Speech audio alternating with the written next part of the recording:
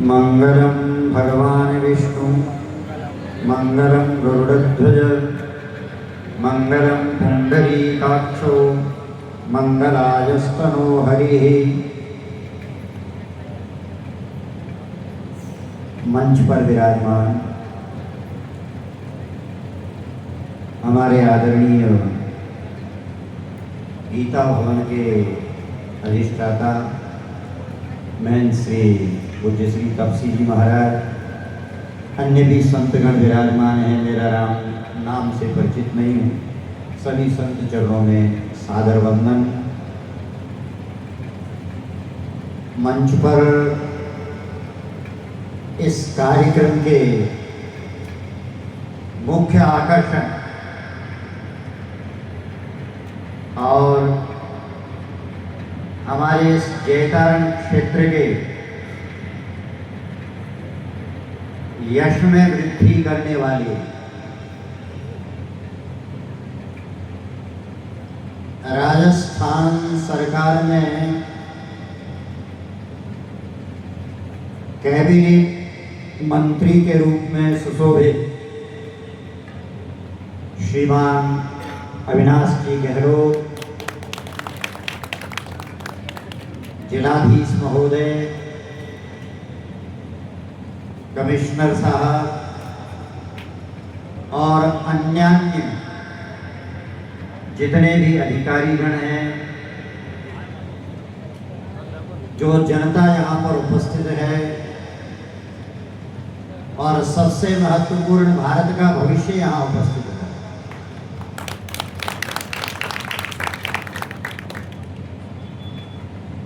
Sportsman के रूप में या एक खिलाड़ी के रूप में जीवन के लिए जितना आहार आवश्यक है, अन्यान्य वस्तुएं आवश्यक है, ऐसे ही क्रीड़ा भी आवश्यक है, खेल आवश्यक है। और मैं आपका अधिक समय नहीं लूंगा, मात्र 2 मिनट, क्योंकि यह कार्यक्रम लंबा चलेगा और मैं तो अभी निरंतर 15 दिनों से बोलता बोलता ही आ रहा हूं। खेल क्रीड़ा कितना आवश्यक है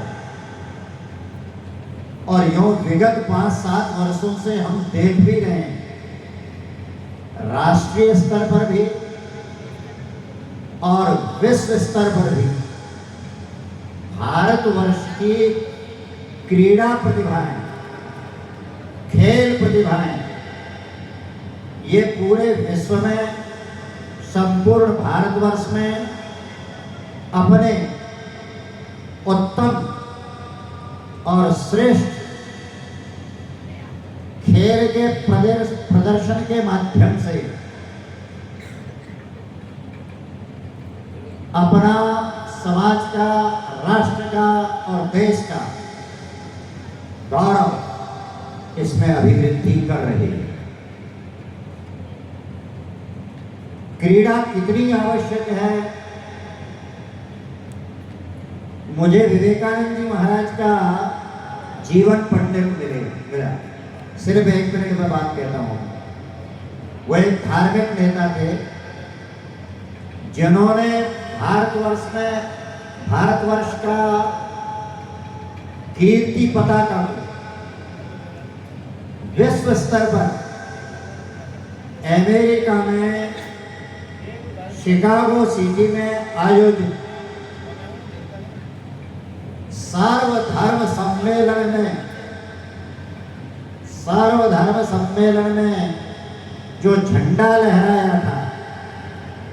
आप सब खिलाड़ी भी हैं, आप सब महान हैं, और जब भी खेल में विजय प्राप्त करते हैं तो स्कूल है, कॉलेज है, और ये सब सबका अलग अलग झंडा होता है ना, सब अपना अपना ध्वज भी लेकर के जाते हैं, और विजयी होने के बाद उस ध्वज को लहराते हैं। लेकिन देखो भैया, ध्वज अथवा झंडा उसी का शान से लहराएगा जिस झंडे का डंडा मजबूत हो, जिस झंडे का डंडा मजबूत होगा और दृढ़ होगा। और मैं समझता हूं मोदी जी के शासनकाल में हमारे देश के झंडे का डंडा निरंतर लगातार मजबूत होता जा रहा है, कई कीर्तिमान भी स्थापित कर रहा है। और आप लोग ऑपरेशन सिंदूर को भूले हो नहीं होंगे, तो धर्म के क्षेत्र में भी विश्व स्तर पर विवेकानंद जी धर्म वहां शिकागो में गए, उनको बोलने के लिए सूर्य पर केवल आवंटित समय मात्र 1 मिनट का था। कितना? मात्र 1 मिनट का ही था आवंटित समय।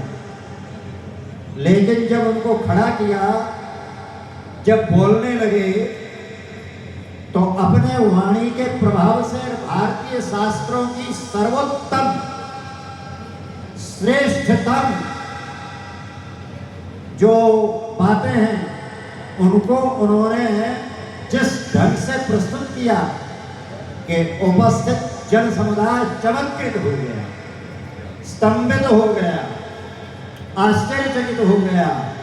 और मैं निवेदन करना चाहूंगा कि जिनको 1 मिनट का समय आवंटित किया गया था, बड़ी सभाओं में ज्यादा समय मिलता नहीं, और फिर तो वो विश्व स्तरीय धर्म सम्मेलन था, प्रत्येक धर्म के प्रतिनिधि वहां पर उपस्थित थे, इसलिए अधिक समय मिलना संभव ही नहीं था। किंतु महाराज जो उनका प्रवचन प्रारंभ हुआ और जो उन्होंने बोलना प्रारंभ किया, तो 6 महीने तक बोलते रहे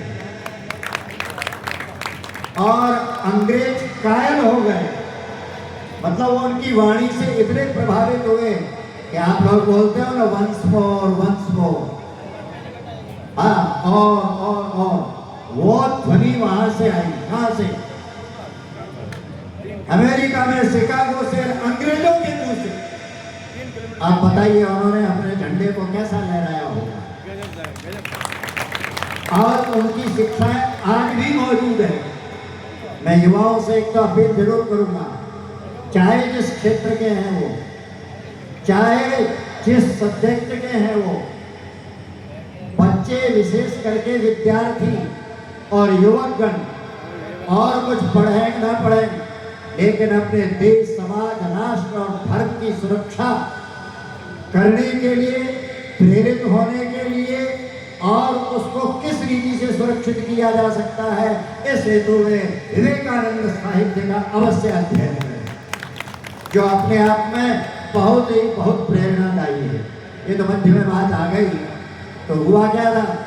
हुआ ये कि भारतवर्ष वो लौट आए, तो वो तो भगवत भक्त थे, धार्मिक थे, धर्म के विषय में चर्चा किया करते थे। तो एक बार उनके पास में एक बालक आया, बच्चा आया, और बालक ने आकर के कहा, महाराज मैं आपसे कुछ कहना चाहता हूँ, मेरी प्रार्थना है। विवेकानंद जी ने उसको ऊपर से नीचे तक निहारा, बोलिए क्या कहना चाहते हैं आप? उसने कहा, महाराज मैं आपसे